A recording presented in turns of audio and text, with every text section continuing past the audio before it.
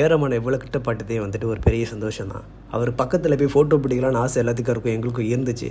But என்னன்னா சில டைமில் செக்யூரிட்டிஸ் பண்ணுற சில அலப்பறனால நம்ம தன்மானத்தை இழந்து அந்த ஃபோட்டோவை பிடிக்கணுமான்னு கேட்குறப்ப பிடிக்க வேணான்னு ஃபீல் பண்ணுச்சு.